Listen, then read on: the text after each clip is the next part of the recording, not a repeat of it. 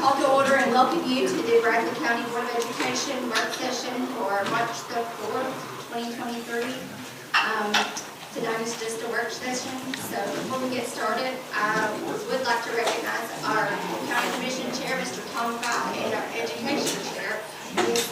Slater, who is with us tonight. So we'll get started with the budget presentation by Mrs. Moore. Thank you very much, Ms. Lee. If it's okay with the board, I would just like to go through a short PowerPoint presentation that will kind of highlight what I hope that you have already seen in the budget. I would like to point out that the budget that we sent you on Friday was not 100% complete. We were still accumulating a few numbers. So the paper budget that I put in front of you tonight has a few changes, and those are listed on the very front page. So it shouldn't have affected what you came up with for questions, but there will be a few numbers that changed in the whole budget. We got some additional budget numbers on revenue that we had to adjust. So here we are, our 2023-24 budget for Bradley County Schools. FY24 will be a year of monumental changes for our school district. TISA will replace BEP as the state funding model. And although the BEP formula presented many challenges, we were accustomed to how it worked. With TISA, there are many unknowns, but one major difference is that BEP was intended to only meet basic educational program needs, while TISA's intent is to fund much more than the basics. And I just created a couple of slides to give you, in my opinion, what the main differences are. BEP was intended to provide basic education needs. That's actually what BEP stands for. It was based on ADMs, or average daily membership, but the formula allocated for things such as instruction, benefits, classroom expenditures, and non-classroom expenditures. More simply put, it provided the basic things we needed to operate schools. TISA is also based on ADMs for our base funding, but everything else in the funding formula relates to the specific needs of each student. So they start with a base of $6,860 per student. They then weight certain things about our students from 15 to 150%. A couple of examples that I noticed were like economically disadvantaged students or students with unique learning needs. The next area is direct allocation, and that's more for things above your basic instruction. For instance, kids that are in CTE programs or students that are in K-3. And then the very last one is called outcomes-based, and that is determined by the Department of Education. That actually can change, I guess, from year to year because it is determined by them. And I have just a visual that I thought was interesting when I saw it, so I wanted to share it with you. So if you look at this pyramid at the very bottom, that is where your base funding begins. And that covers the essentials that each student needs for K-12 education. You notice that it requires a state and local split similar to what BEP required. Then when you go to the next level, that's your weights. And that again is going to be anywhere between 15 and 150% times the base. That provides additional funding for students with unique learning needs or who may need additional supports. The next one is direct funding, and that is for different elements, and there is like flat rates per element. But you will notice that that is 100% state funded. And then at the very top of the pyramid is those outcomes funding that is also 100% state funded, but those rules are still to be determined. So does anybody have any questions on that before we move on? I just think that's a really good breakdown. It's probably the best one I've seen as to kind of how the program works. Can you say anything else about the outcomes funding? Not at this time, I can't. So some of the outcome funding that it will be developed is based on end-of-the-year scores and incentivizes students for achievement in education excellence. So you would, and I'll take CTE just for an example. So the more industry certifications you have, there's a level 1, a level 2, a level 3, the higher those go, then the district will receive more funding for as they excel. I'm sorry, Nancy, how does I-Center affect that? How do you judge? A lot of it is based on industry needs. So as our students are over there, most of them are dual enrolled, so that gives them, that's more funding, because they're dual enrolled, so that's one, so they need more of those college Estimate. credits. And then if they're in a level, let's just take welding, if they're in a level 1 welding, that's a base. They're not gonna get any more money for that. If they go to level 2, then they get a little more, but by the time they're at level 3 and 4, they're getting a maximum amount because they've exceeded the base. So, and that gets them ready for industry, ready to go for a job. It's very exciting. But we don't have the rules and regs of how that's actually going to hold out, so that's not in this budget. That will be evaluated for future budgets. At the CTE people. Would that be part of this outcome? It could, but until we see the rules and regs that come out, we won't know how we're going to apply. Okay. Also, we have Miss Kaysen with us. She's Skyping in, so at any time, if Miss Kaysen has any questions, Nancy, just yell at us and we'll stop, okay? Scott's monitoring. I just thought this might go along with what you were asking, is that that was based on the outcomes funding, yes, but the CTE additional funding is also part of that direct funding, which is that the 3 level in the pyramid. And like, for instance, for the people that qualify in CTE programs, we're getting an additional $5,000 per student on top of the base. So when you think about what kids are at Pi, they're almost all CTE students. So we do get that direct funding as well. That's exciting, and to incentivize kids to go to the Pi Center. Yes, yes. But I believe, Dr. Buddygood, it will also, as it rolls out, will incentivize students who are in those episodes, that they're increasing that graduation opportunity and those things. We just haven't seen the rules in place yet. That's good. Thank you. So this is our first, or our April TISA estimate was $89 million. Well, $89,100,297, which is, I mean, that's jaw-dropping to me when I saw that number. And based on our fiscal capacity estimates, the state's portion of that will be $68,801,634. And when I first saw that, I thought, how can that be? The split, the local split be that much lower? But it's because when you go back to that pyramid, the top 2 are 100% state funded. There is no local split on those top 2 pyramid pieces. So that makes a big, big difference.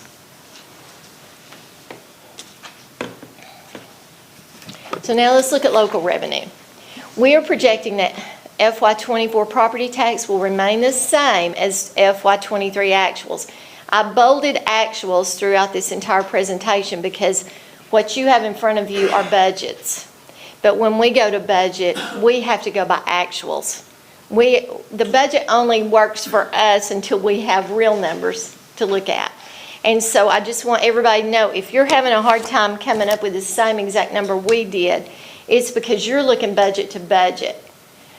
But we're looking budget to actuals. And so in this particular case, we are projecting that FY24 property tax will remain the same as what we expect to get in FY23. The reason we do not expect an increase is due to the equalization ratio being applied by the state. This occurs every 4 years, but the rate is usually much lower than it's going to be this time. After discussions with the mayor, we are projecting quite a bit of growth, but we anticipate the 28.05% equalization ratio to negate any additional revenue from that growth. So if you were to break it down, you would calculate the growth, and then on the line below it, you would calculate the ratio, and it would at least offset that growth. So we have been in discussions with the mayor. We have, at almost every commission meeting, there is some discussion about this ratio. It is a huge hit for the county. That's way above my pay grade. I do not know. I sat in on a Zoom with commissioners, and they had the top people from the state on there. They said that about 50 counties out of 95 are being hit at least as hard as us or harder. But it's in the law that, right now, it's in the law to do it. There's nothing we can do about it. There's nothing the county can do about it. It has to do with the way that businesses are taxed, and they're being penalized as property values go up, and they have this equalization ratio. It's pretty well statewide mandated, and they have to do it every so many years. But now, the good part about this is that even though we kind of take a hit this year, next year, moving forward, it will get better. We will get to keep the growth, but we'll never get back what we lost this year, is the way I understand that. And the commonsensical way that I digested this is basically because houses and properties have sold for so much more than appraisal. This is to adjust that. And they said that the only way really to do away with this ratio study is to appraise your property every year, which is really not practical, at least yet. They've not found a way to practically do that. So that's the best explanation I can give you on that. Thank you.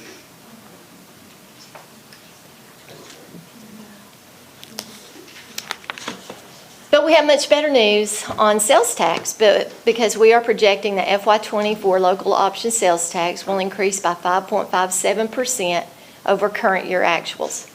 That number, just so you guys know how we kind of get to that number, it's calculated based on historical growth and the current economic market. And I believe for this particular one, Ellen, you used 9 years of data. Yes. So one reason that we go back that far on this one is because COVID just went berserk. And so if we only use like 3 or 4 years, we feel like it would be greatly skewed by what we went through in COVID. So we feel like by backing up more to kind of get more of a flat growth, that gives us a lot better indicator. And the only other one, this one's not as big as it used to be. This, at the point when we first started doing this, our payment in lieu of taxes was a huge number, but that has decreased some over the years. We are projecting that will be decreased by a little over $70,000 from current year actuals, and that's due to a decrease in assessment values and personal property depreciation. Does anybody have any questions on those two items before we move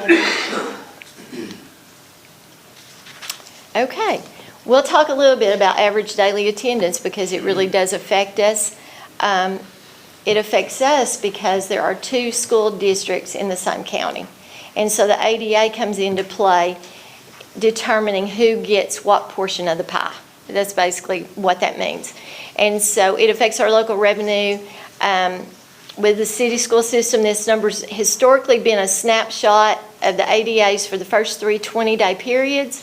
We believe that process is being continued for ADA.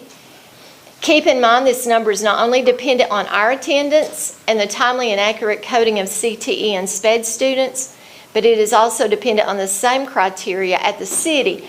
And what that kind of means to you, these are one of the last numbers that we got. This was not in what we sent Friday, correct? We did not have the true up. Okay, we just got those numbers from the trustee. And what's really hard for us to estimate is that we know what we're doing, but we don't know what they're doing.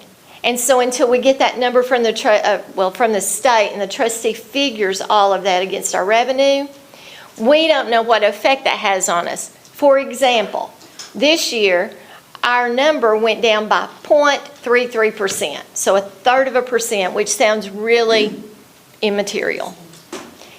And when you look at what happened, our weighted ADA went up by 204 students, I believe. Cleveland City's went up by 207 students. So when you look at both systems, we both did a really good job getting our numbers up. Their weighted student, keep in mind weighted, that means that every student doesn't get a number of 1, doesn't get a weight of 1. There's a lot of things that go into that weight. So when you look at the weight, our weight went up almost exactly the same amount as Cleveland, but when you look at it from a percentage standpoint of a pie, it reduced our percentage by 0.33%. Fortunately, it did not equate to as much as it could have, and although it doesn't sound like much, the adjustment for this year cost was $142,879 split out over our local revenue. But not only does it affect this year, and we have to go back and true up our revenue for this year, but it also goes into our calculation of predicting our revenue for next year. So if you double that, you're almost at $300,000. I only show you this because I want you to see how one tiny, minute little change, how much that costs. That was shocking to me when I realized it and when I first started studying it. So I just always like to share that. But one thing that is so hard to control is we have no control over what they are doing. We only have control over what we are doing.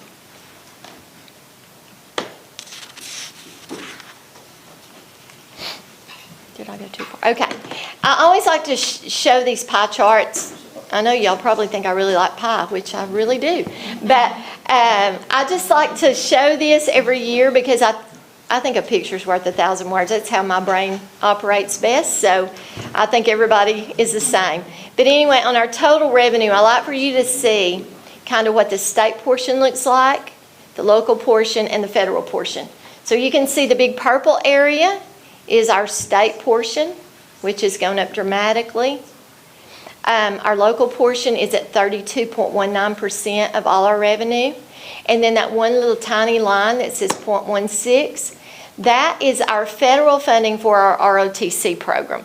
Now we have a whole 142 federal fund that has all of our other federal projects in it. But the only federal money that runs through our GPS budget is our ROTC, so that's why that's so tiny. Then when you look at our local revenue, you can see our sales tax makes up 59.13% of local funding.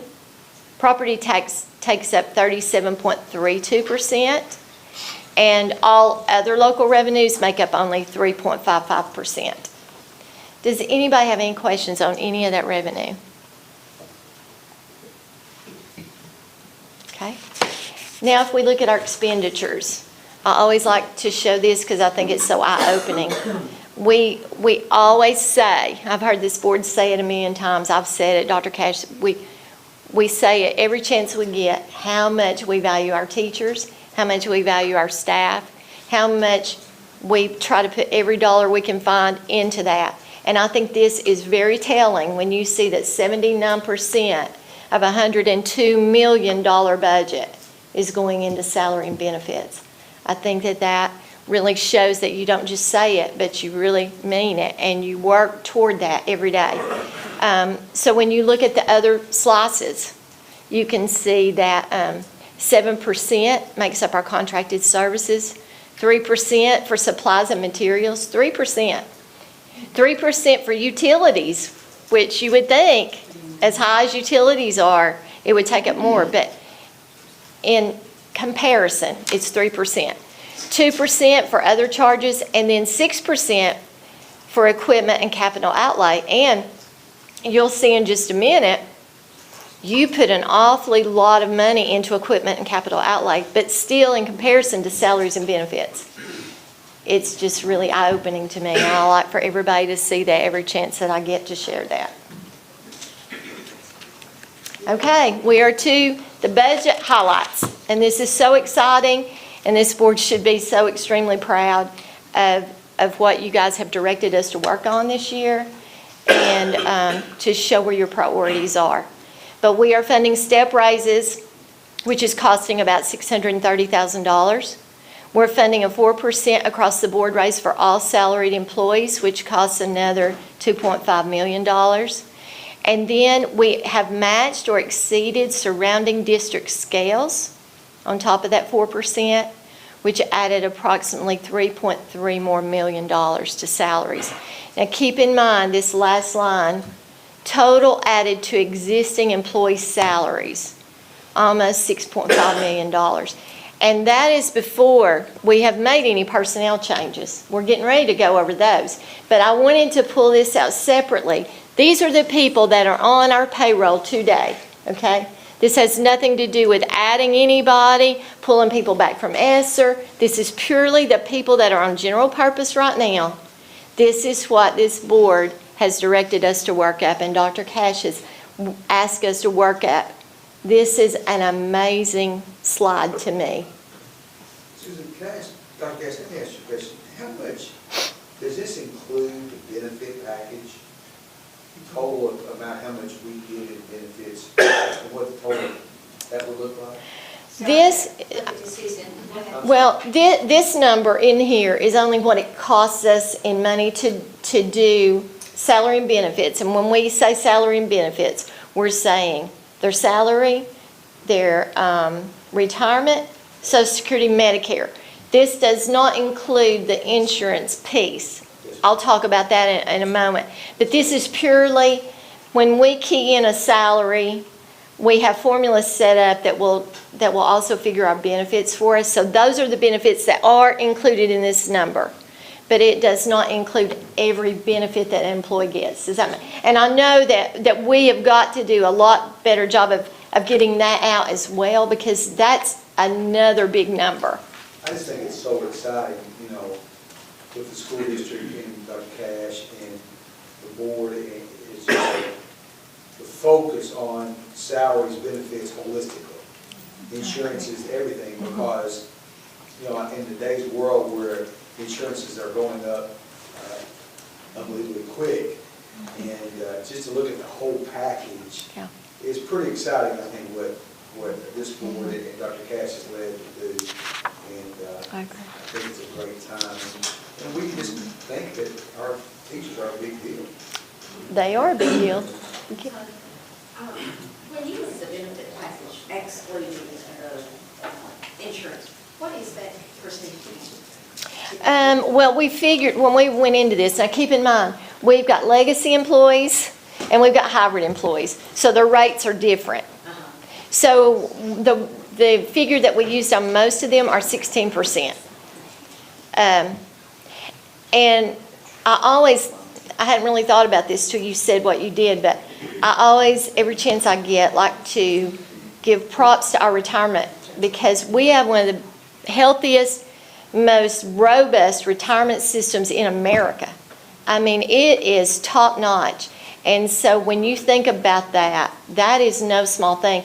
Most companies, especially you would know this out in the private sector, are no longer offering your traditional retirement plans. They're going to 401ks, which our hybrid merges those. But I'm just telling you, I go to meetings at least yearly with our retirement staff, and I never cease to be amazed at what they're doing with that money, investing it, and just the wisdom and the integrity that they seem to have. I like to always sell that, because to me that's a big deal. I have questions. So on these raises and, matching with exceeding districts and things, this also gets us where we need to be. The governor had passed some legislation that we're going to, teachers' salaries will require a certain minimum threshold. And this gets us to that as well. It absolutely does. It does two major things that this board was really adamant about, and it gets our starting teachers starting next year at $50,000 with a Bachelor in Zero experience. The other thing that this board directed was to try to get all of our classified people to making at least $15 an hour, and we also were able to do that. And you said we match or exceed. Yes, ma'am. Because if you keep in mind that some of the surrounding districts do not pay 100% of single health insurance coverage, and we do. So when you think about that, even if the scales are identical, we're paying about $900 more a year toward insurance than surrounding districts. So if people, this is how my brain has always worked. It's not about so much how much I make, but how much do I take home? And so when you think about we're saving them that premium, That's a big deal. Well, as Dr. Williams had said, health benefits are huge. It really is. Yeah. Did veteran teachers get that same raise? Yes. Now, You know, we raised first year teachers to 50,000. And that was approximately how much? yes. Well, it was about $5,000. Okay, in a lot of places, not everywhere, like, we used to have our cooks, that the minimum wage would go up. And they'd raise, well, some of the people starting out new were making as much or almost as much as a 20-year veteran. I'm just wondering, if I'm a teacher, I'm for the first year teacher. But when you put in 20 years, did they get any, besides the 40, did they get that raise too? Or- So because we were trying to adjust our scales to match surrounding district scales, there is no flat amount or no percentage amount that So a equated to higher that. teacher could benefit more than even a median teacher. Yes, yes. And I mean, when you look at those scales, you're not going to be able to determine, we did this here, or we did something across the board. We matched, we wanted to be competitive and give teachers as much as we could possibly give them. And so all areas were hit. Okay, the competitive, the Cleveland system especially, is very important. But I also think, I'm not a union necessarily person, but in the military, the more years you put in, the better you do. There is a difference between, the lower the hour, they reward it. I believe people are going to be extremely excited. I really do. I would be very surprised if they were not. And I think you touched on this already, but this also includes classified. It does. Yes, and if you want me to go into that now, I will. Is that a, I just want to be clear with Mr. Bryson, what we did was, we went through, we adjusted all scales. That's what. So that, But I it think is that's what you possible, were trying to say. it's possible with the city, we might be better than them. To say our principals might not match them, and then our aides, there's different, some are better, some are not. We're not always below the city. Correct, but in what we've done and what Susan and her team has It's trying done to match, yeah. is try to match or exceed. And so everything was matched. and just the reason that we started with that, kind of that 4%. Nobody's not gonna be better off. That is correct. No, sir. And you know, this board had already hit, like, let me just give an example, like nurses. We've been working on nurses for several years. So when we started comparing those scales, there were some areas we were already higher than, some we were not. We tried to true that up the best we could and be as fair as we knew how to be and make sure that everybody got a good raise. That's what we tried to do. If we were not trying to match a scale. Does that make sense? If we were already above the scale, It's there were some areas we were already above. above other schools. Yes. For nurses, not for nurses in hospitals. Right. We're not above them. Not nurses, what? At the hospital. Not in the private sector, no. Correct. That's correct. I think the important thing that you noted, because there were a lot of surrounding areas that mainly focused on just increasing the teacher scale, because that was the mandate. I think the good thing that our board did is we looked at every single scale from Correct. maintenance to nurses, to secretaries, to teachers' assistants, and made sure that everyone was competitive across. Question. Yes. Question. You said everyone, and I'm part, I know what she's done, and I've already talked to her about some of these things. Does that include like custodians, bus drivers? and- Everybody. It does. Yes, sir. Try to take care of it. We tried our best. We sure did. Well, it's easy to look at it and say, well, we've got to have eight, or we've got to have this, whatever. But if I'm not an eight, I don't necessarily see that. But I do understand if you put in there, we're trying to match the city or whatever, for everybody, then I should be, if I don't get quite as much as this person, I might be all right, if I understand. And one I of the, don't want to be the only one that don't get anything. Well, well, We found a bid. I know you're doing it. I think one of the most challenging pieces for us was that we couldn't find scales for everything. Right. So when we got to those areas, those were in classified. Those were all classified positions. But when we got to those, then we really had to look at classified as a whole. And then we had to try to be fair and keep everything in line, if that makes sense, because we didn't have scales for everything to go by. But if you, most of this, well, the surrounding district, basically their rule of thumb was if they changed the scale, we had it to look at. If they didn't change the scale, they gave it 3.5% across the board. So that's kind of what they did. But in every area, they didn't have something that was completely parallel to us. Well, I'm 100% for, you guys, I don't go miles, phase, love, and the character and the theology.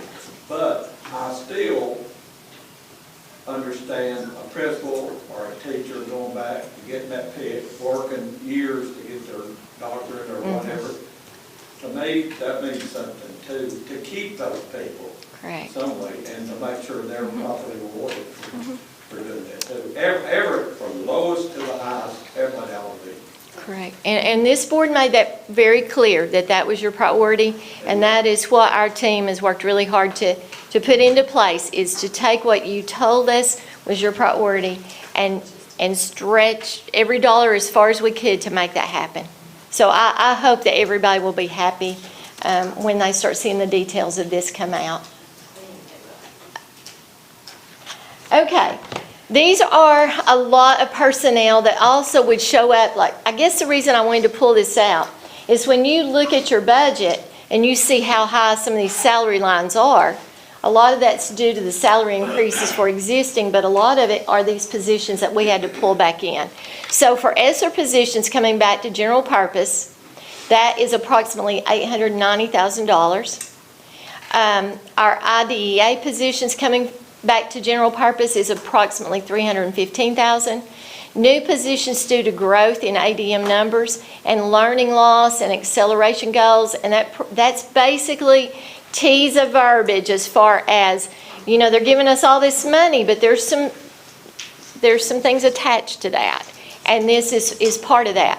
Approximately $1,232,000. And then PI instruction and operations staff, we expect that to be fully operational in FY24. That's costing approximately $483,550. Any questions on those items? Okay.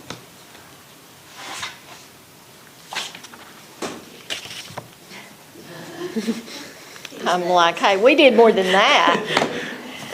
Okay, so we're also funding a 6% health insurance increase. That has not been voted on, and it won't be until later this month, but that's what we are projecting. That will cost about $750,000.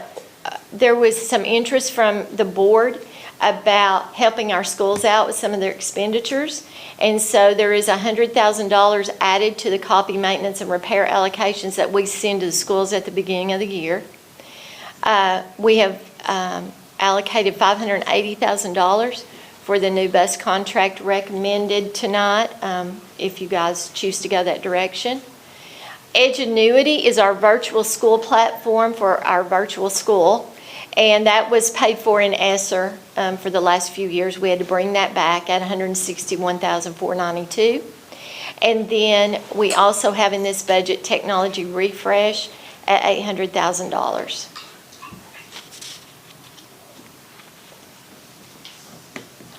We're also including in this budget funding of over $4 million for capital outlay.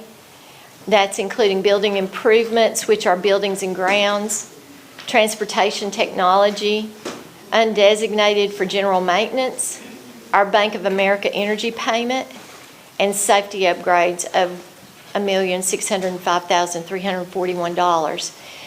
The complete capital outlay list has been vetted by both our school principals and the capital outlay committee, and that recommendation is included in this budget.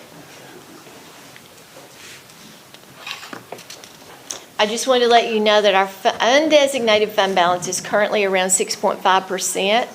We anticipate after our year-end roll to increase that to approximately 9.2%, which equates to $9,432,390. Does anybody have a question on fund balance? What is recommended?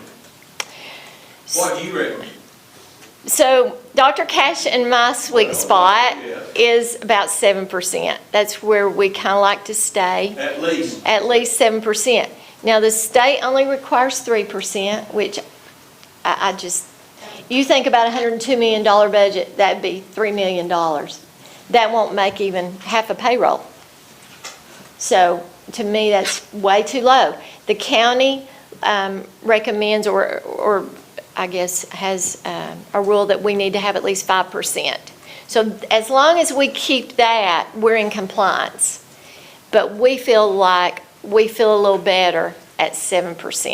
But you don't feel better about spending part of that money? Unless it's really, deep. Okay, y'all know I just tell you like it is. Even if it gets me in trouble, that's just the way I would roll. Keep in mind that this huge salary increase we're doing, Yeah. we started from scratch on this. There was no formula that we could use to make sure we had our numbers right. Usually it's a percentage. We have all these things that we can double check. We've all looked at it a million times. We have double checked to the best of our ability. But we started from zero with every person that we hired, okay? So until we pay September payroll and we really get our numbers, I do feel like that this is a good place to be. After that, of course, this board can do anything you want to with that. That is your discretion. It's your discretion tonight. You're just asking my opinion. This is not used for like every year, it's for one time. That's what we like to use it for, is for those one-time expenditures, capital outlay, or, sometimes you use it for bonuses, but they're not recurring expenditures, correct? And Mr. Bryson, it's not that until we actually get the money that starts coming in, that our budget is showing us, and we won't really know that until after July 1. And then we do that September payroll, which is when the new payroll rolls over into the next year. We would really recommend that money stay where it is, and then when we're Correct. comfortable and we say, okay, the money really is there, then we would like to come back and have other discussions about it. That's like when we talk about it. Yeah. I would say probably in October, at the October meeting. Yeah. Right. But I think when you get to the capital outlay portion of this meeting, you're gonna, yeah. You'll see what we I think you'll see there's a good plan there. Okay. I think it could be in the conservative with, like you said, starting from scratch with all of the salaries and dealing with the new. Brand new funding formula. Is, we need to be as conservative. as Correct. possible Until we make sure we've got everything. I mean, that's how We've got that news to say all the time.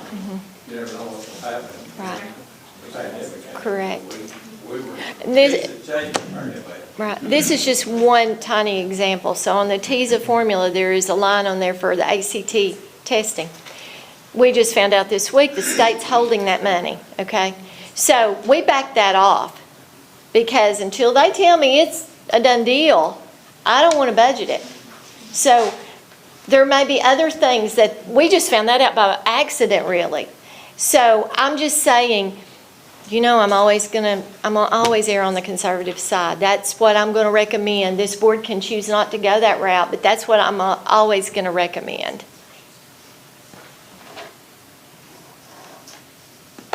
Okay, as we near the completion of the construction phase of the PI Center and move into full operation, we will need to close out Fund 177 and begin operating in Fund 145 after July 1. You have the budgets for both of those to review with questions if you have any. It is very, very simple. There's very little stuff on there, but we did want you to have that to review. The balanced budgets today are a collaboration of many stakeholders. Thank you to Dr. Cash and the Board of Education for their hard work and the willingness to make some very bold financial decisions for the betterment of our employees and school district. I'm getting choked up. Thank you to the County Commission, Mayor's Office, Trustee's Office, and Assessor's Office for working together to support education and be good stewards of taxpayer money. I'm also very grateful to the state for increasing our state funding by approximately $13 million. And I can't end without thanking my staff for their incredibly hard work during this year's budget process. I truly could not have done this budget without my staff, and I greatly appreciate everything they've done. And that is all I have. I am ready to field questions or to try to answer anything that you might have. And I just have a comment that I think needs to be made. Because of the management of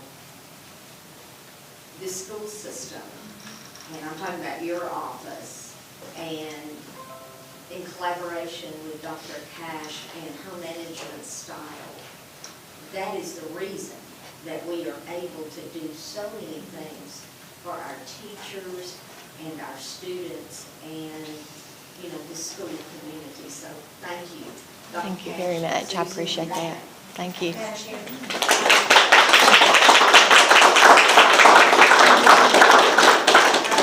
I also just want to point out to everyone that because of the state of Tennessee, and this is a big risk to change this formula, but the things that we had moved to ESSER, the majority of them we were able to maintain and move back into the general purpose budget. So that was an amazing thing, and when I had discussions in Nashville about this funding formula, that was the one thing I kept telling them. I have a tremendous amount of support and programs in ESSER right now.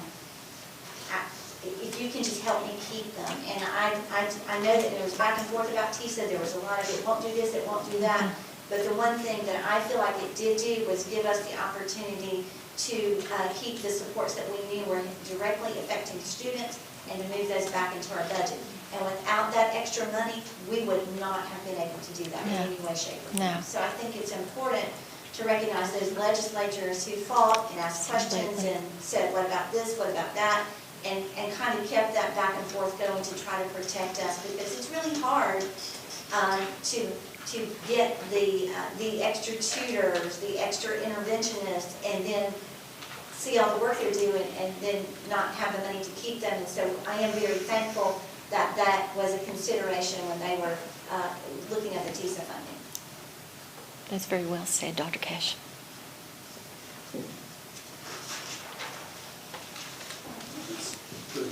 Yes. Are we going, you might have, are we going to go over the capital outlay or not? I just,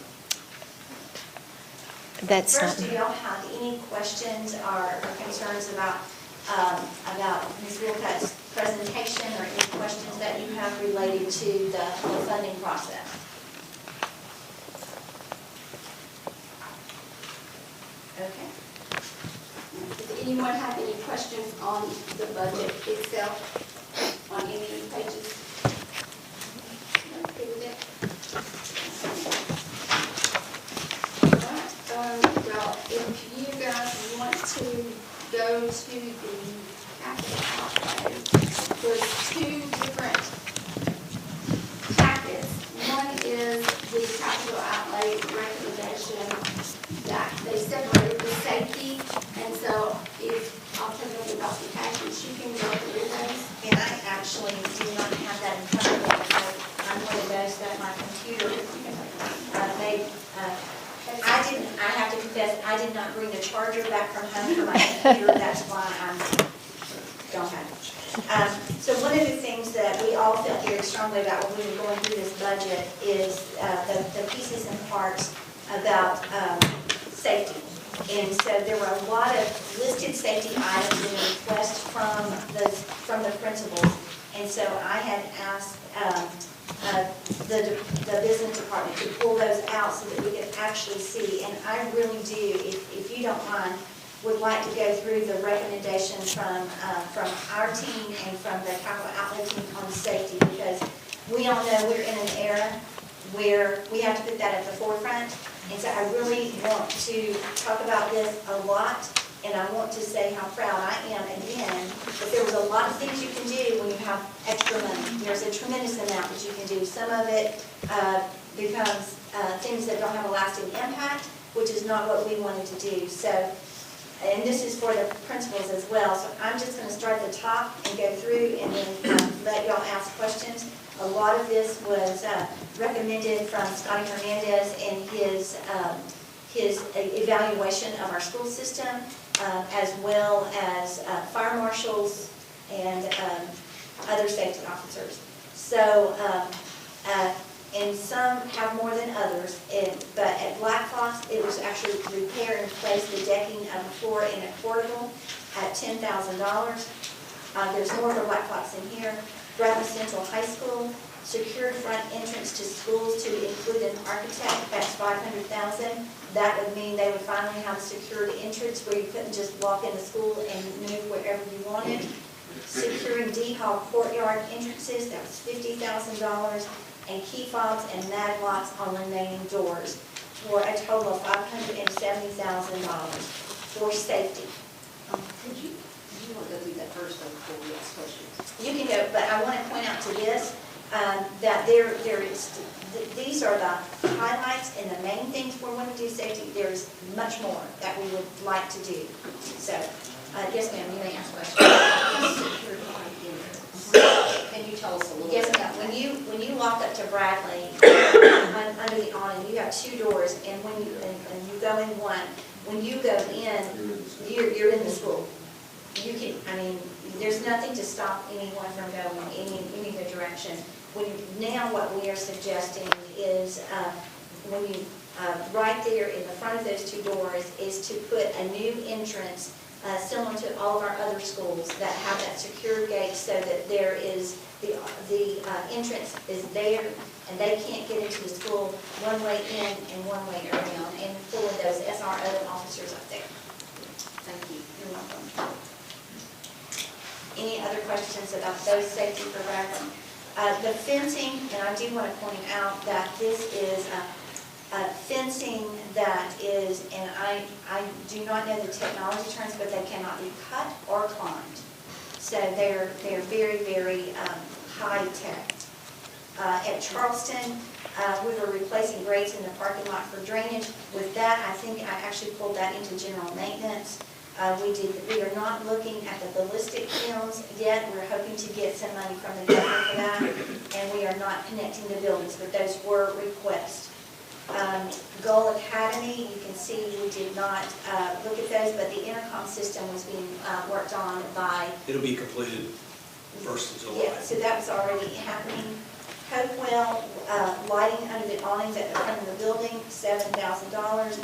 And an iron fence to enclose the area between the upper and lower buildings at $25,000 for a total of $32,000. And just to explain, when you walk out the back of Hopewell, you've got a lower school, and it's open on both sides. This would enclose those sides so that someone could not just walk on the campus. At Michigan Avenue, it's another one that we're adding interior doors at school entrances to control the entry at $45,000.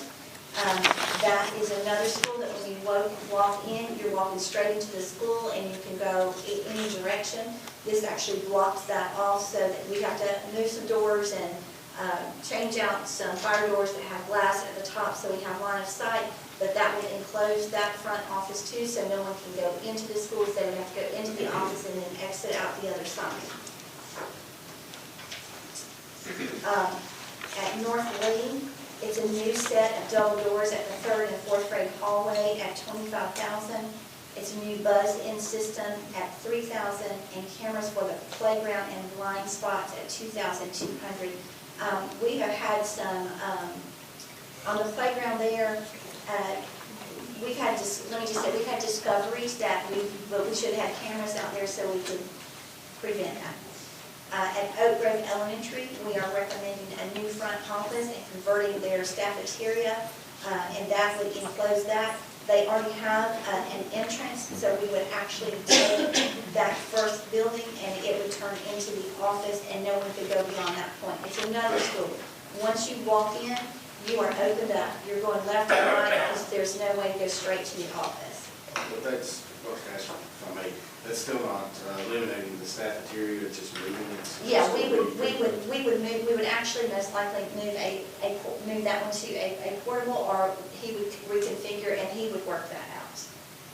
But they still have room to move it. Okay. It's And just, the portables will be questioned how to afford on those. yeah, That'll be where they move to. yes, for, we hope for not a long Very, very, time. very Temporary.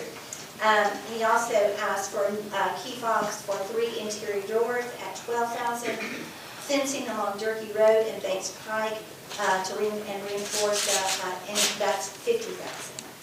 Ocoee Middle, the entry gates, replacing those with handle and strike locking mechanisms at $5,000.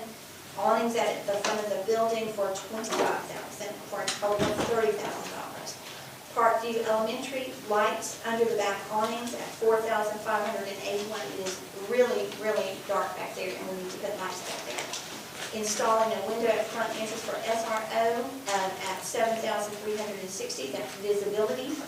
And then that total is $11,941. At the Pie Center, we have asked for flash and crosswalk, but we actually have that in a grant, so it is not funded at this time through the capital outlay request. Prospect Elementary, he has asked for keyless door access to his office. That's $3,800.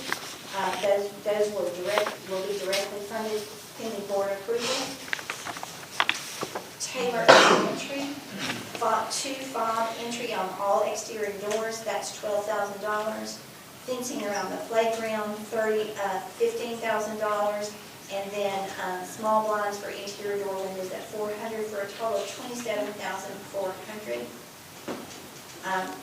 Valley View playground fence with $30,000 and key fob entry system for $18,000, and that's a total of $48,000. Walker Valley High School is the front gate and guard shack at just don't fall on the floor when I say this. $175,000, and to install additional new cameras in stadium at the tennis complex for $10,000. A question on that. So the 175, is that because it has to go on both sides? Yes, they're actually going to have to move it to a new location in that front, and then so that it blocks both sides. It's actually moving it and adding to it. So it will be reconfigured altogether. And there are also electrical things that we have to look at and some others that weren't involved. There was no electricity. Yes. Yes. Waterville, additional awning at the 4th and 5th grade at $20,000. And then a guardrail on the K2 parking lot on the playground side for $15,000, for a total of $35,000. And in your maintenance department, just kind of running through, I won't list numbers, but he asked for fire door replacements, so he is ordering 50 doors. They will be at Michigan Avenue, Oak Grove, Black Fox, Hopewell, Taylor, North Lee, and I don't know what all means, and Central Office 2. And then we are also doing Bradley Central a set of handrails at the football field, and that is much needed. And then Walker Valley tornado shelter backup batteries, and then paying for all fire and life safety inspections are all in the maintenance department's purview. And again, the safety. You've got door access controls from Bradley Central High School and Taylor that will be completed. Bradley Central rear gate and perimeter clear view fencing, that's what it's called, clear view fencing. And then annex cameras and servers, creating standardized emergency maps, training for alert days, central office fire panel replacement, and visitor management supplies, hall pass, stoplight security, unified radios, and then those were totaling $160,000 for just safety. $1,605,341. I have a question on the safety. The annex cameras and server, what is that, where is that at? Where's the annex? That's where our technology department is. Technology and transportation are housed at the annex over on Smith Drive. On Smith, right? Yes, Okay, so that's installing a new server, the 28,000 new server And to get us the same type of camera system that we have in our school system, so they can all be integrated into one system. At Bradley High School, like they talk about, kids, when they go outside, the building, the gym, can they get back in that door if they go, if they have to, or they go in, you see what I mean, or is it locked? Or are their doors not all locked? They, well, is Patrick here? Well, what's happening is, I understand why that did, yeah, there's one door, that they are locked, and in between classes, they can go out, but to get back in, they actually have to have, there is a fob that they can do that transfers back and forth, but there's so much traffic up there. So right now, according to the fire marshal, we are securing the large majority of the campus, so the left side of the campus is now fully secured. This will help us get the right side of the campus secure. But right now, they're not left open all the time, but in exchange of classes, they have to be. when you come in front of the building, check in, and you go to where the person is, and we're talking about those things. Are those doors, like I used to work in Eagle, is there a way, or that unpayable, to lock those doors? No, because the fire marshal will not allow me to do that. I checked, but He would, fire marshal would have to lock it. that's true too. We've already had that battle as well. I have some, I've got just a couple questions. You went through so fast, I didn't get you to answer. Sorry. The building, the purple building at Black Fox, is that used for a classroom?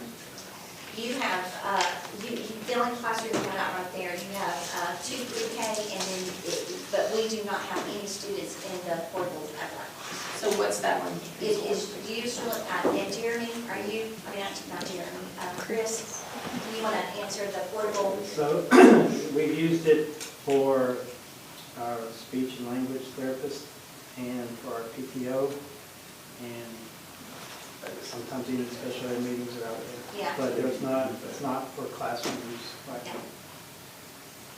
Okay. And then, I thought we had talked about the awning for Hopewell last year, that we approved that last year.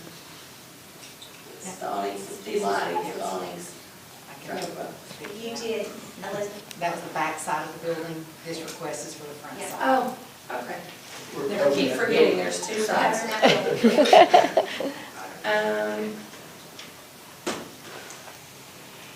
Just walking by. The window at Parkview, When you go in, the SRO's officer is right there to the right, and it is a solid window. I mean, it's solid. So there's no visibility from that office to see who's coming in or who's not coming in. Jody has requested 3 years in a row now for a window to be cut in there so that he has a line of sight if he's in his office. What about, are we looking in the future, it's not was on here on a lot of that stuff to put on windows, because that one's goes somewhere. That's how she got in, she thought. Yes, sir. It is my understanding, I have not seen the actual, That we might get. that we might get money that would help us do that from the governor's grant. That what I understand is, whatever we're getting for safety currently, they are going to match that, and that's what we will use to do those Well, films. that's good, that everything right. Yes, sir. Shooting the window down. So that was one of the questions I had. I seen that on some of the schools, but not all. Right, But if this grant, if that money comes through, that'll be in all schools, not just Yes. the ones that request. yes. And I think some schools have already. Yes, some schools already have. That's an area where you don't want to release where the film is or is not, because my understanding is they very strategically put it in certain places, but that is one of our goals. the handrails on the football field at Bradley. Now, it's football in the stadium. Oh, this is, When you go into Bradley Central Stadium, there are not safety handrails going down okay. I can. That's right. This is very important. Yes. I actually fell from the top bleacher at Bradley High School baseball field to the water. Very much. I think that's all the words. Any other questions? Any other questions on safety?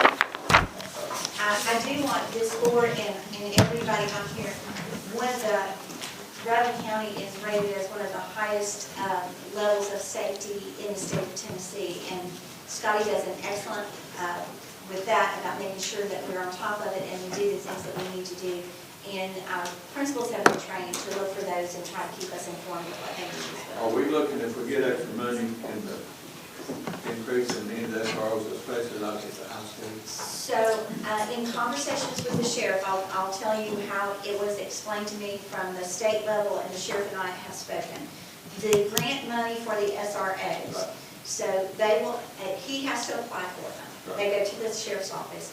He can apply for one in every school, and they will send him money for one SRO in every school. We are requesting at this time to pick up one at the Pine. And then he is looking at possibly two more that could flow.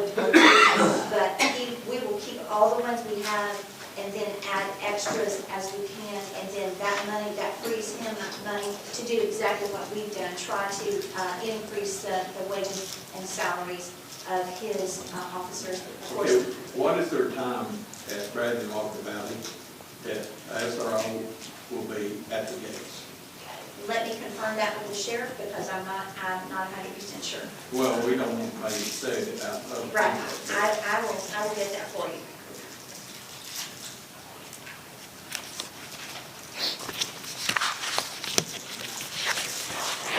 All right, we will move on to the regular. So your regular capital outlay, if you will just look through this, I'm going to go pretty quickly because again, we are, have more to do. So at Black Fox, we have repairs to the exterior stucco and replacing 2 extra small toilets and stalls. We have entrance to curb adjustments, driveway resealed and striped, and we come to a total of $20,200. We are at Bradley Central High School. We have the athletic funds at $15,000, and then we have paint awning underneath the bear for $20,000, and then nope, I lost. Oh no, Tree pruning. tree pruning and branch removal from the front of the trees is $20,000, and then painting underneath the bear is $10,000, and that's a total of $45,000. What is the way that's versus at very end? You can ask him. Okay. Well, It's easier if I go through and y'all come back. okay, that's what that. At Charleston Elementary, it's repainting the auditorium, replacing the flooring on multiple step areas, replacing the auditorium and office area flooring, and then replacing a retaining wall at the rear of the school, which is in desperate need, and then replacing the wood fence with a chain link fence for a total of $66,778. For Goal Academy, it's wood tables for a conference room, waiting area and table and benches, matching chairs for a classroom, for a total of $7,000. And then at Hopewell, it was all in safety except for paving 2 parking lots at $50,000.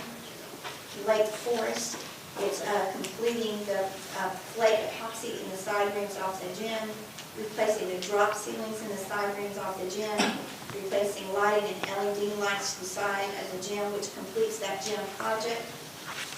We are also, it is a battery-powered floor scrubber for a total of $82,600.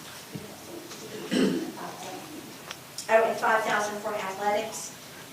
And then Michigan Avenue, it's restoring the portable for additional classroom space at 75, which is the preschool. And then you have your safety. For North Lee, there's gym walls cleaned, painted, and restriped at $15,000.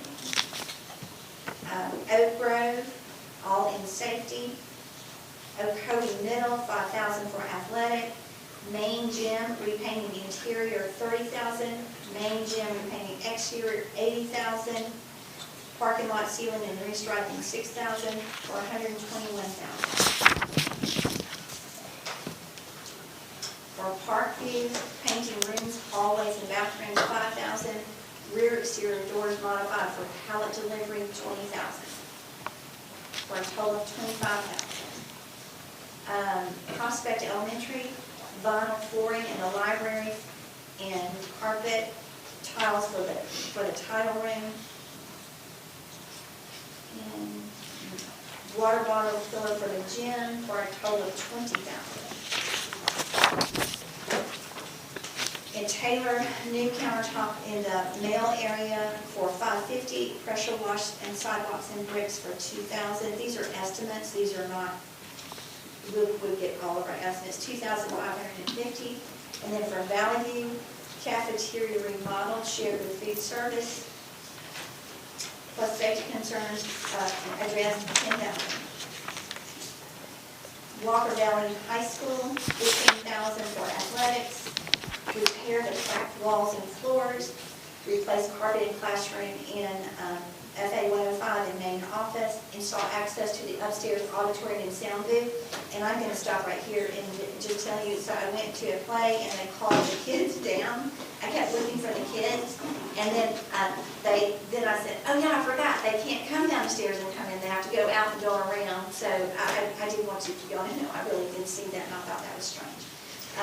Fix drainage concerns and landscaping at the tennis courts. And for $120,000, Waterville Elementary, add sidewalk to track from 4th and 5th grade entrance, $10,000 for a total. And your maintenance department, again, you are doing roofs, Bradley Central roofs, D Hall and GH Hall, Bradley Central heat and vac, OMS 40 units. Sorry, it's not Bradley Central, it is OMS 40 units, Northleaf 2 units, and then Valley View roofing, $200,000. Walker Valley paving the west lot, and then you've got a total of $1,121,168.48. You go on the next one, career and technical, culinary arts, prep tables, non-health science, sinks and vanity and plumbing, Walker Valley construction program, concrete pad, $65,914. Technology, 325 iPads for $97,500. Special ed bus from transportation, $95,000. And then this is a recommendation from me. Championship charter buses for state tournaments. My recommendation for that was $20,000. Meaning that I felt like we had a team that was going to the state finals. Like they're not sub-state, but they are in the finals. That the board could assist them if they were doing charter buses. That's just a recommendation from me. And then we have our Bank of America payment at $424. She's okay. We're keeping an eye on her over here. For a total. She's probably like, this is so boring. $2,494,659. So your total outlay, $4,100,000. Questions? You want me to just go down the line or wait? I'm sure this, some other people might have some other questions from some schools. I don't know. I just wrote some just questions. The exterior stucco, what's wrong with it? At White White House. House, okay. And I don't know if it's bees or hornets or whatever, but they've been boring into it, so it is deteriorating. The entrance curb adjustments. When you are going in, it's all being washed away, so we've got to put new curbing there because everything's being washed away. And I think that when they go to the picket line, they have two lines. When one it's gonna be sitting in this line, and you go to turn it, you hit the curb every time, because there's not enough room to turn. And so then, when it rains, it just washes it all out. Okay. That's all I have. Yeah. Okay. I noticed 4 schools have athletic principal discretion. I need y'all to explain to me what that is, because that's $40,000 divided by 4 schools. So we've been doing that for years now because they have to pay, it's all the extra expenses. So what they do, that money has to be spent on athletics, and they send in to the business office what they're using that money for and how it's being allocated in the athletic departments. It's running honestly, it's running a pretty big business with athletics. So sometimes it's maybe repairing something or painting, but they give us a list of that. It has to go directly to athletics. Can I make a recommendation on that, the bathrooms and the football field? All right. Yeah, that's all that one. Anyone else have questions? You already have that one. Charleston replaced the retaining wall, we might want to just So, and behind Charleston, it is a brick, well, it's actually a concrete block, if I'm not mistaken, retaining wall, and it is actually, it's a real safety hazard. It's actually leaning so far forward that it's going to collapse. So it has to be replaced. I've got pictures if you want to see them. Kirsten, can you come here? Thanks for that, because I did have a question mark on that one, but she asked it.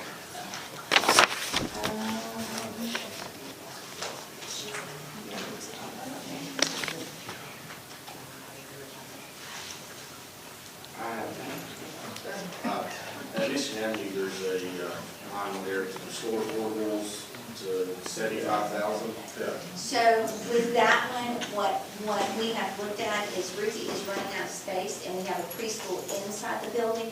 The majority of our preschools across the county are in portables outside the building. They actually were in that portable for the outside, but before I can move them in, it has to be Is repaired. that the same portable last year we couldn't even store paper in it because it was gone?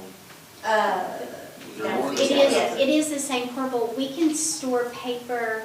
It needed to be reevaluated, but we crashed the ramp going up because the ramp wasn't heavy, and then there was concern about this square. So it is the same portable, Okay. but I think that's what has to be. Is that cheaper or more? Well, and what, Than the new one? Mr. Taylor, what I will actually recommend is to evaluate it before we touch it, Okay. and then go from there. But at least we've got the money set aside. Okay, I just want to make sure we looked at it before. Oh, we yeah, start making we're not this. going to put a ton I'm of not a money big into fan of it. the Yeah. portables. We Yeah. really looked at that Yeah. before.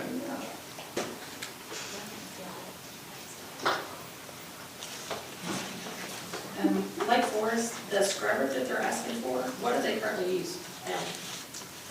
It's a deteriorated scrubber.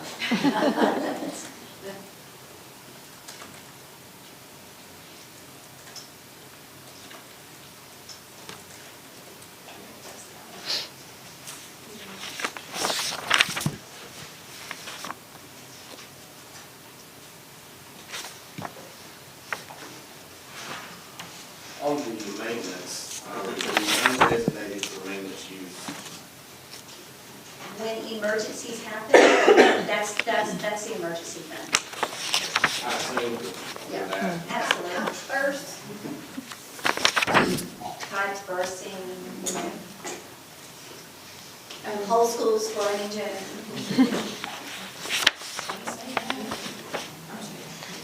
On Prospect, the vinyl for the library, is that what's currently in there, or no? Yeah, there's carpet Carpet. in there, and it's seen better days. Okay, and then the title room, you're asking to replace the carpet tiles, right? Is that what that says? Yes. So why not just, if your eventual program want to replace it with vinyl, why not just look at doing vinyl? That would be a Steve question. Sounds good to me. I mean, that sounds good to I'm me. just asking. I mean, wouldn't that be logical? Because carpet doesn't have longevity like vinyl does. so. I think that's a decision, it may be based on also what the teacher is asking for noise control. Yeah. I'm not sure. But, I mean, but it will certainly look at the price per vinyl, absolutely.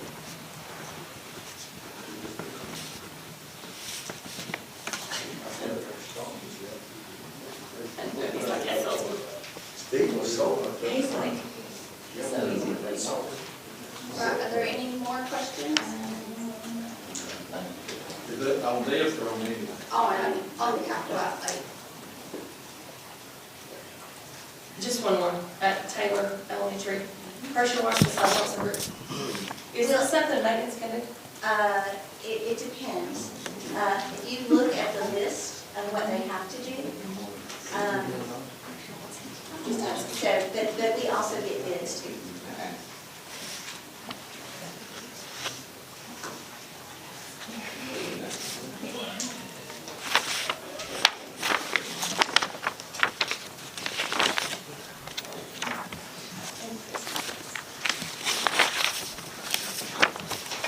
The undesignated maintenance use, the 118,000, is that the same as what the athletic department thing is, they can kind of use it as long as. That's emergency fund.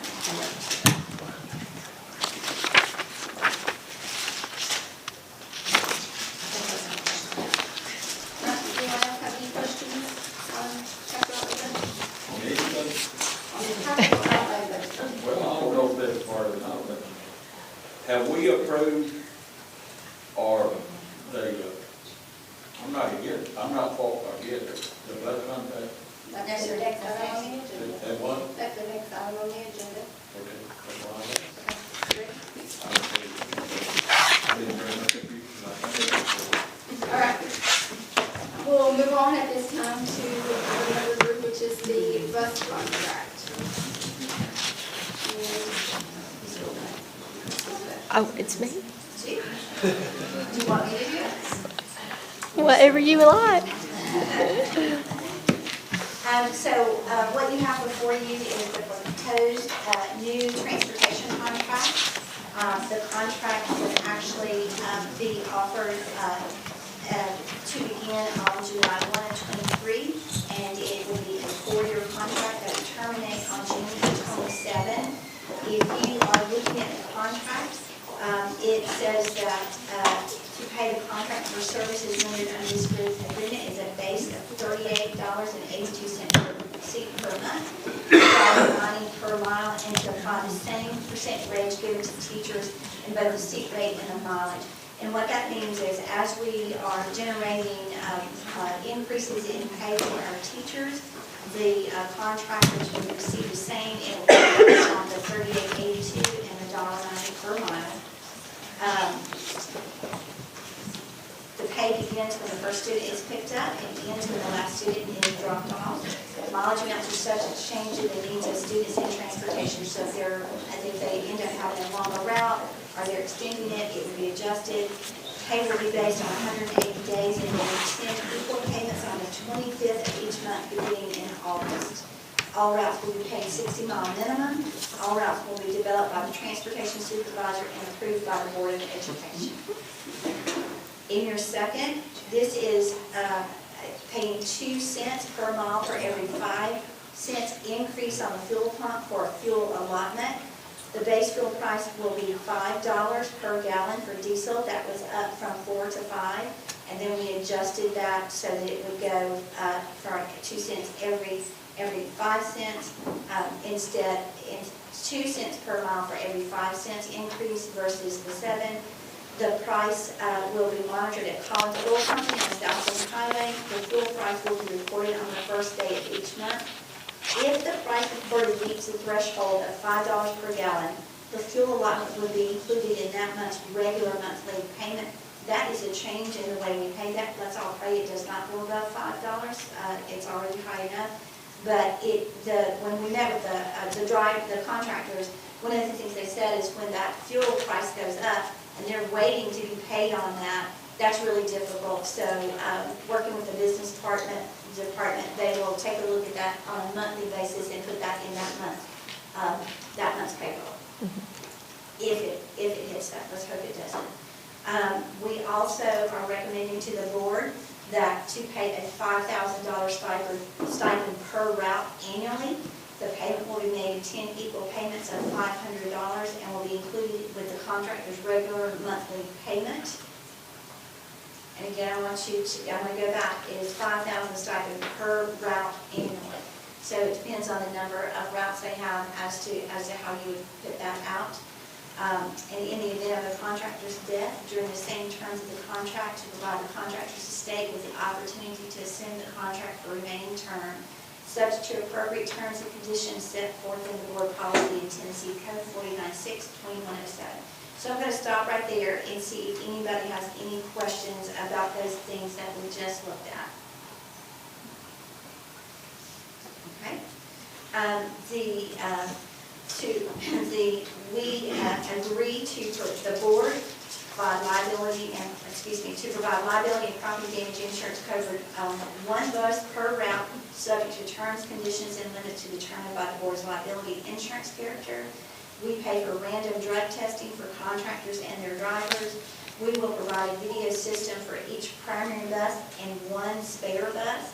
And then we will provide a strobe light for each primary bus and one spare bus. Any questions? Spare bus. So they have buses that they run on their regular routes. But if something happens with that bus, they may have to pull a spare bus. And so we would provide one camera system for a spare bus. You're not talking about when they have a trip to take field trips. Just for route buses. Okay. Yes, sir.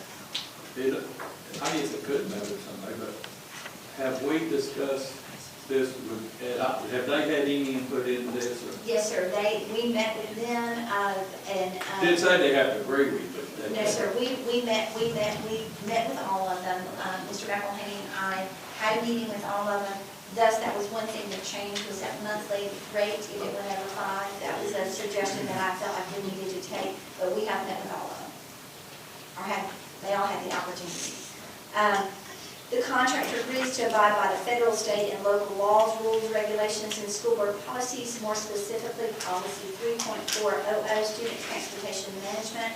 It is with you, and it will also be given to them.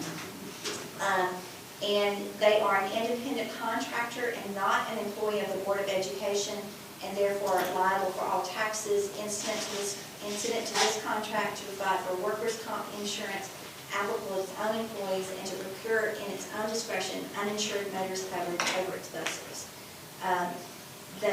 Three, not to employ any driver or to place any equipment into service except in compliance with Tennessee code, and to be responsible for providing a replacement bus and or driver to ensure uninterrupted service. To provide proper liability and property damage insurance coverage for each bus and spares used to transport Bradley County students that are not covered under the board's insurance carrier. And remember, we cover the buses under Tennessee Risk Management, but any bus that is not covered under us on a regular route, that they would cover that. The board shall be provided a certificate of insurance indicating that such insurance is enforced and endeavored at all times. The insurer shall be required to give a 30-day written notice to the board prior to cancellation of the contract of the required liability insurance. Mr. McElhaney maintains all that in his office, and they will provide working video camera systems for any bus over and above the primary and spare buses, with the exception of the one that we supply for them. And to be liable for any insurance deductible if contractor or its driver is in an at-fault accident. And then you have other terms and conditions.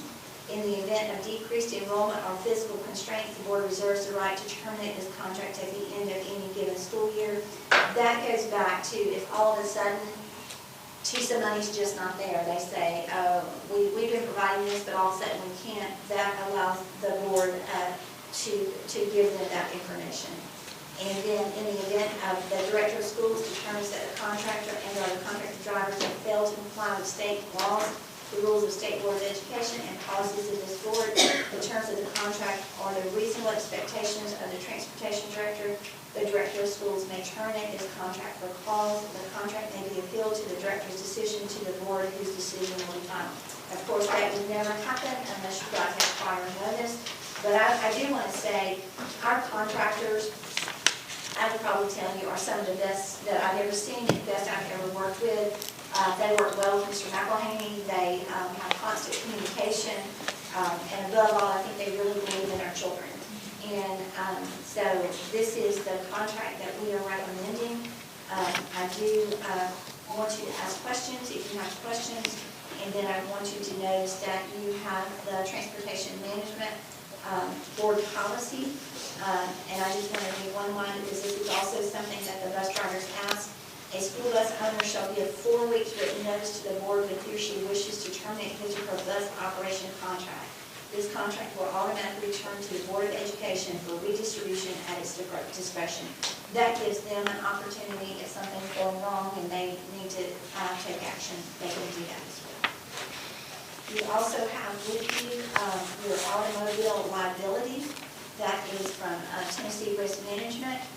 And you will notice that, and D, leased or contracted vehicle, just noticing while transporting students to and from school and during any other contractual operations between the school district and the owner drivers, excluding any operations outside of such contractual relationships, and when performing services for any other group or organization not sponsored or sanctioned by the member.